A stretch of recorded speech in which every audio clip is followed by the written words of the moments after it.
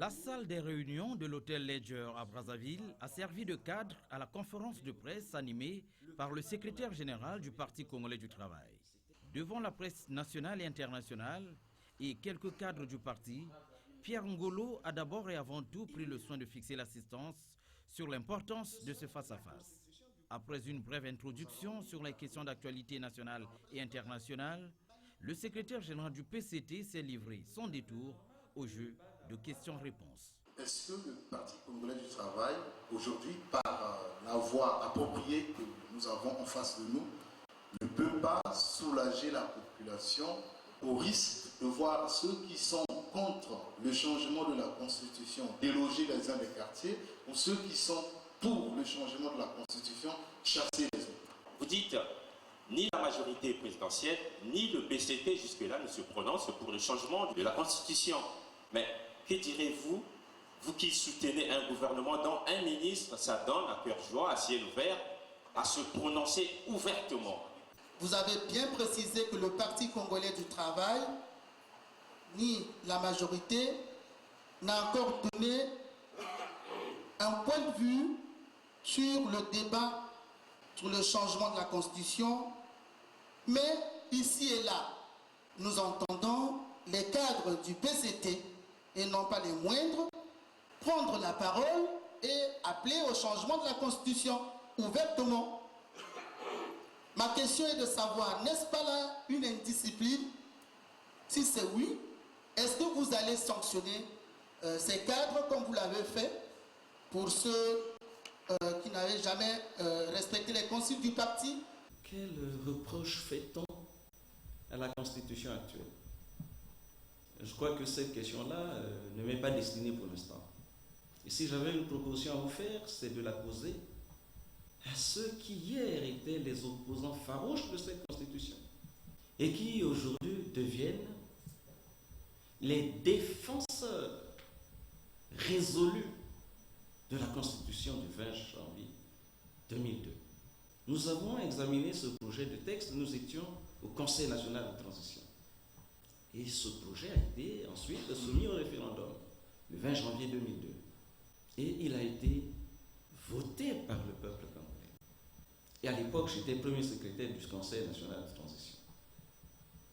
Je sais ce qu'étaient les avis des uns et des autres sur ce projet de texte.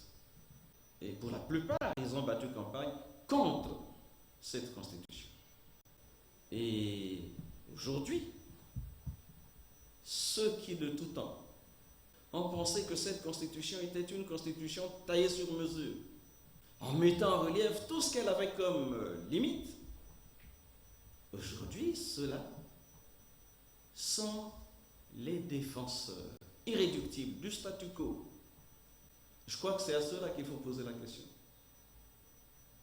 Qu'est-ce qu'ils ont eu à faire hier comme reproche à cette Constitution? Et quelle vertu cette Constitution a acquise aujourd'hui? Pour notre part, nous vous dirons, après instance, ce que nous pensons de la Constitution du 20 janvier 2002. Vous comprenez que jusque-là, nous n'ayons rien dit. Cependant, il est des cadres du Parti congolais du travail. Non les instances, aucun organe du parti ne s'est prononcé. Aucune instance du parti n'a dit que quoi que ce soit. J'ai dit, ni la majorité, ni le PCT, ni le président de la République. Est-ce qu'on peut dire que le président, dans un message quelconque, a appelé les citoyens du Congo au changement de la Constitution? Qui peut le dire?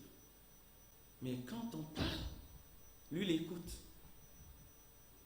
Mais le paradoxe, c'est que ceux qui se croient le droit, aujourd'hui, après un effort de dédoublement, qui se croient aujourd'hui le droit de défendre le statu quo, sans se référer à la vie du président, dont l'impression que les autres qui disent non, il faut soit réviser, soit changer, ils sont manipulés par le président.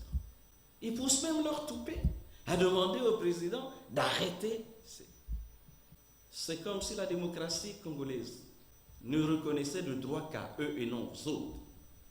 Nous sommes désormais un espace de démocratie. Chacun est libre de donner son opinion. Et nous disons le débat est libre. Et la dernière parole revient au souverain primaire. Nous serions quel genre de démocratie qui ne reconnaît pas aux citoyens et à la majorité le droit de s'exprimer? Ne serait-ce pas la dictature si une minorité peut retirer à la majorité le droit de s'exprimer et de penser? Donc, sur la Constitution, au stade actuel, nous ne pouvons dire que cela. Le débat évolue, nous saluons l'évolution du débat. Vous avez évoqué tout à l'heure l'opération Bataille à Bakolo, tout en regrettant qu'il y ait beaucoup de patients autour de cette opération. Est-ce qu'on peut imaginer, on peut s'attendre à une rencontre entre le secrétaire général du Parti congolais du travail et le secrétaire général du PPRD pour évoquer de la question afin d'éclairer ou de rassurer vos militants de part et d'autre de Fleuve Congo? Je souhaiterais que le secrétaire général nous fasse une lecture des différentes pressions constatées au niveau de la RDC, pressions faites par et la classe politique et la société civile sur les institutions internationales, aussi bien sur le gouvernement de la RDC, pressions tendant à traduire les responsables du Congo-Brazzaville au niveau des grands tribunaux, je vais dire à l'international, avec pour cible le général Jean-François Dengue. Et aussi bien l'attitude de Kobler qui vient de monter au créneau par rapport à cette opération qui exige au gouvernement congolais d'arrêter cette dernière. Le lancement de cette opération veut dire la prise de conscience de la situation difficile qui était la nôtre. Et on l'a vécu. Le climat qu'on vivait au Congo, le climat qu'on a vécu à Brazzaville depuis un certain temps, c'était un climat de terreur, d'insécurité, alors que Brazzaville avait la réputation d'une ville paisible, où on pouvait aller d'un bout à l'autre, sans s'interroger sur la sécurité. Des gens, après avoir été en boîte, pouvaient même dormir dans les rues, sans s'inquiéter. Mais depuis un certain temps, on a vu la situation se dégrader. Et quand on fait l'investigation, on réalise que, eh bien, cette insécurité, cette situation, c'est beaucoup plus du fait des citoyens que nous avons eu la gentillesse d'accueillir, même sans remplir les conditions de s'installer dans un pays. Fallait-il continuer à gérer cette situation sans prendre des mesures? Ce serait un manque à notre obligation. L'obligation de sécuriser, de protéger les citoyens.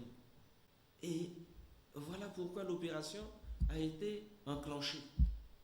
Et j'ai dit tout à l'heure que cette opération ne visait pas que nos frères de RDC, c'est des frères, c'est des parents.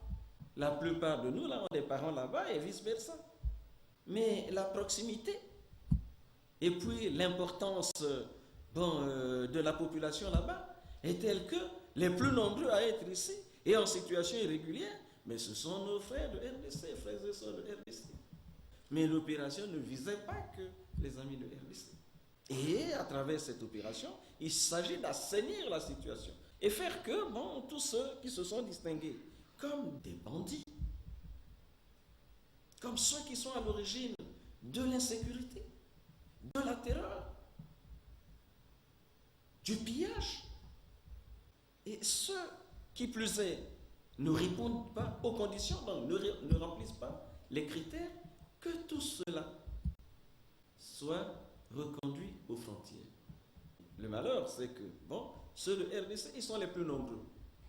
La proximité l'explique. Les relations qui sont les nôtres l'expliquent. Mais le bon voisinage ne dissipe pas le souci de sécurité. On espère que les précautions seront prises désormais pour que n'ait accès au Congo, pour y séjourner longtemps que ceux qui remplissent les conditions et qui mieux respectent les lois et règlements de la République. Vous ne pouvez pas être dans un pays et penser que vous ne devez pas vous incliner devant les exigences légales. Même les Congolais d'origine, ils sont soumis aux lois et règlements de la République. Il n'y a donc pas d'exception pour les étrangers. En dehors des questions sur la Constitution du 20 janvier 2002 et l'opération Bataille à Bakolo, le secrétaire général du PCT Pierre Ngolo s'est également prononcé sur la question centrafricaine et sur la prochaine élection présidentielle au Congo. Élection présidentielle 2016, ce sera l'élection présidentielle. Et quelle est notre position? D'ici là, vous connaîtrez la position du Parti congolais du travail et de la majorité présidentielle. Donnons-nous seulement un peu de patience. Bientôt, vous aurez la réponse. Et comme je disais, ce sera une réponse responsable. Pour l'intérêt général, ce qui nous guide, ce n'est pas nous. Ce qui nous guide, c'est le Congo, l'intérêt du Congo, la marche de notre démocratie. C'est donc au terme de ce face-à-face à bâton rompu que les deux partis, conférenciers et journalistes, ont quitté l'hôtel Ledger après avoir planché sur les questions d'intérêt général.